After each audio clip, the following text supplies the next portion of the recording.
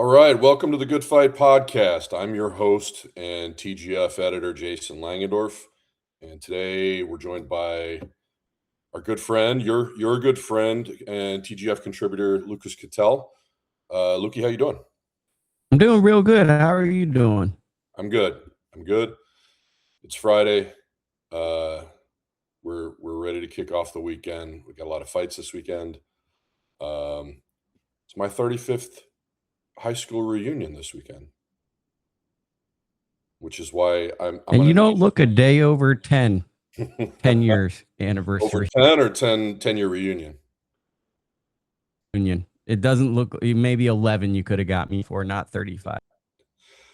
Well, yeah, we're all time marches on, so it's just on the right side of the dirt today. I'm happy with that. So it's Friday, July 24th, and because boxing is gonna boxing, we're gonna give you our latest 3-minute roundup.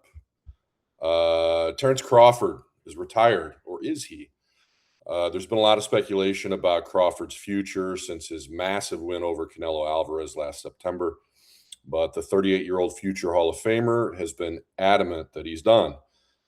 He's even begun dabbling and has even shown some chops as a TV analyst. Lukey, where do we see all this heading? Well, I think it's the era we live in. I think Crawford's done, but I also think that he's such a celebrity and a beloved figure in boxing that if he wants to get the internet talking, he can just hit a heavy bag and it gets everyone exciting, especially on slow weeks. So I think that this is just a new era of kind of, hey, what might be out there? Just almost like a celebrity kind of fun thing. But I think someone like Crawford has always kind of lived by his own set of principles and rules. And I think when he called it a day, it was because there's nothing else out there that interests him. The only thing I could see bringing him back would be Jaron Boots Ennis, who's always been linked to him. But Ennis isn't at that level quite yet, I think, for the intrigue. And I don't think they're ever going to be at the same place where it can happen. I think Ennis is going to get to where he wants to go when Crawford's probably fully out of this. Yeah, I mean, we've seen fighters time and time again, come back when they say they're done. But I don't think Terence Crawford is Tyson Fury. Speaking of, a lot of talk about Tyson Fury and Anthony Joshua this week. Both of them will be fighting this weekend, just not against each other. The real banger this weekend is Errol Spence Jr. versus Tim Tszyu. How do you see that fight playing out, Lukey? And give us a prediction. Well, look, with Errol Spence versus Tim Tszyu, you and me kind of talked about this last week, but it's like we overuse the word crossroads fight. But this is truly a crossroads. So you got Tim Tszyu, who's accumulated far too much damage. The big storyline, like Anthony Cox wrote about this week on The Good Fight, is Jeff Finich, who's become the story of the fight, at least to Australian media. He was a physical, tough fighter. He's been very outspoken about Tim. And now he gets absolute control over Tim's career. So it's put up or shut up with him.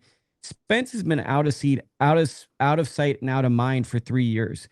He's someone that I think has an underrated resume, was a very good fighter, and just ran into a generational fighter that was slightly better than him. That being said, he's been through a car accident. He had an issue with his eye before a Manny Pacquiao fight, and he took a hellacious beating, quote, Jason Langendorf last week.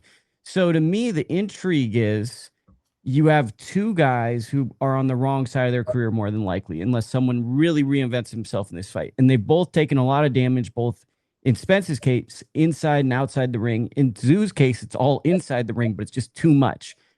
I look at this fight and I think it's about who psychologically has more.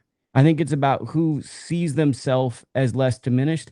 And the closer the fight comes, the more I think Spence is just going to kind of annihilate him. I know that's kind of a hot take, but I think this is probably going to be a levels fight, because the thing about Tszyu that scares me is he's very macho. And there's this belief of like, I'm so tough, I'm this and I'm that. And it kind of shows with the matchmaking of his career. And he took a lot of etc. hard fights.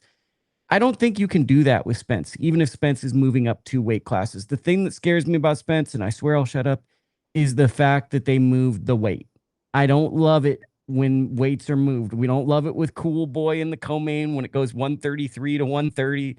When you're moving weights, that typically tells me something isn't going great in camp. But my gut feeling is Spence is probably going to be a different level than Tszyu. You slipped in that Cool Boy reference. I like it. Um, I, say that again.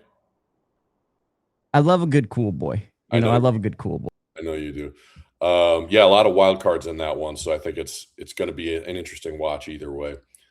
All right, so I'm going to get on my soapbox here for a minute. I hope you do hold on and bear with me, but I want to talk a little bit about these ESPN layoffs from previously this week.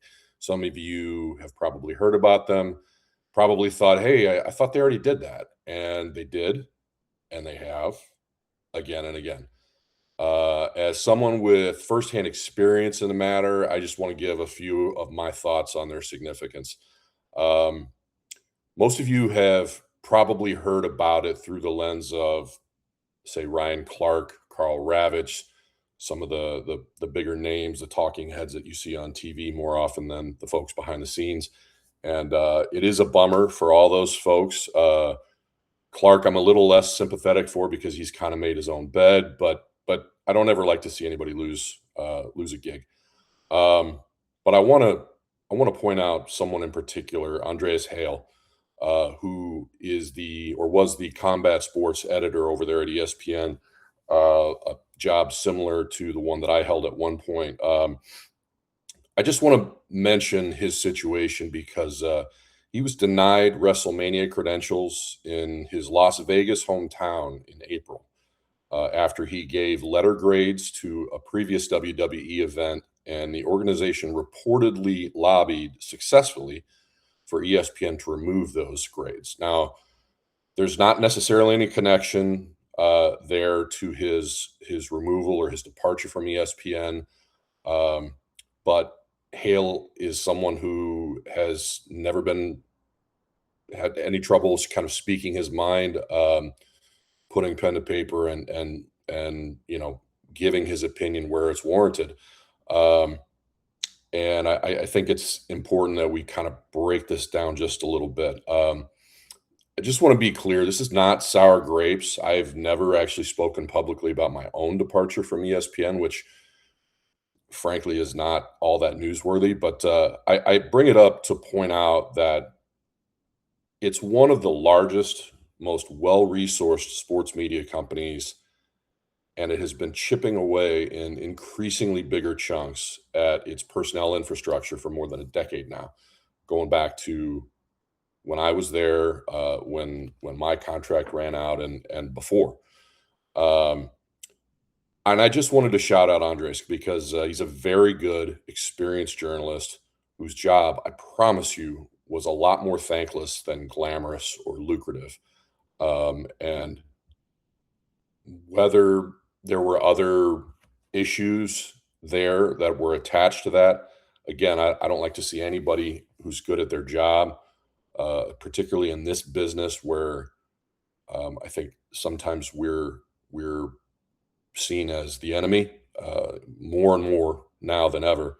And most journalists are just out here trying to give information to the public and do our jobs, and we all come out here with the best intentions, and the job itself is difficult. And I want to make sure it's understood. I don't begrudge any company for making tough personnel decisions. Um, the whole business has changed. It's difficult. The good fight sprang from a group of ex-boxing scene contributors who were cut loose en masse a couple months back. I was one of them. Lukey was one of them. I have no beef with like our former boss, Gary Jonas, for example, no more so than I held a grudge against my old ESPN bosses. But I will just echo a thought from Dan Patrick, the former longtime Sports Center anchor on ESPN. On his show earlier this week, he had said that his only issue with all of these layoffs was, aside from seeing friends cut loose, which is never fun, it was the way that his old company approached the layoffs. And if you weren't aware, some of these folks on the chopping block had to learn about it through other members of the media asking them questions, folks that news had been leaked to. And as Patrick said, layoffs and transitions should be handled with grace. You got to allow those people to hang on to their dignity, if not their jobs. And ESPN, again, failed to do that. Bottom line is there's a way to treat people, and then there's everything else. All of that is a very long-winded way for me to get to the larger issue of journalism's independence. Because of corporate influence and what's become an almost imperceptible line between news and opinion, between journalism and entertainment, the public, especially younger folks who may have never picked up a newspaper, it's difficult with social media and television and our fragmented media to sort of have that media literacy that some of us take for granted now. But the public has kind of lost trust in the media. And I don't want to put too fine a point on it, but that's a two-way street. The public has, by and large, allowed itself to be cut off from its most trusted information sources. The media business, as I mentioned, has changed. And where advertising was once subsidized, it once subsidized your daily dose of valuable information. Algorithms have replaced it for free. And they're hitting you over the head with memes and boobs and cat videos. And look, I like some of those things. I also know that a diet of all sugar and junk is poison. Without a curious, engaged public, news outlets will die on the vine. Expertise is diminished. Bad ideas go unchallenged. We're really excited about what we're doing at The Good Fight. We want to be more than just boxing. We want to be about more than just boxing. We want to tell great stories, and we have strong opinions about the world around boxing that we like to sometimes relate those stories to. And we're trying to deliver all of that to our subscribers every day. We want this project to succeed, and we hope to be here years from now. But at the end of the day, there are other media outlets that are out there that are providing even more important information and perspectives about the world around us than we are. And, you know, we can argue about what some of those are, but I can tell you right now, The Atlantic, Mother Jones, the Wall Street Journal, if you want other perspectives, those are all respected publications that you should always take with a grain of salt, but they can generally be trusted. Often it's your local paper or a micro news website, it's harder than ever to find where these information sources are, but it's more important than ever that we find them. Pick one, pick five. Whatever you do, support independent journalism, because if you don't, it isn't just journalism that's going to go away, it's our independence as well. Again, sorry, just a little bit longer than 3 minutes, but let's shift gears. This week on the Good Fight Substack, and you can find that at thegoodfight12.substack.com. You'll find a whole heap of fun stuff. We've got, as Lukey mentioned, Anthony Cox's story on Jeff Fennick, who has been the harshest critic, arguably, of Tim Tszyu's old team in the past, and now he leads it. Anthony wrote a fantastic story on that. He also wrote about the brawl at the Sydney Opera House. It's a little bit of Aussie boxing history that was a really fun read. You should check it out. We also got a piece from Eric Raskin, who turns his critic's eye on the new doc, I Play Rocky. And then David Greisman has a couple of features on Danielle Perkins and Jaleel Hackett that are both worth your time. Plus, there's plenty more. Also, be sure to check out our YouTube channel at The Good Fight 12.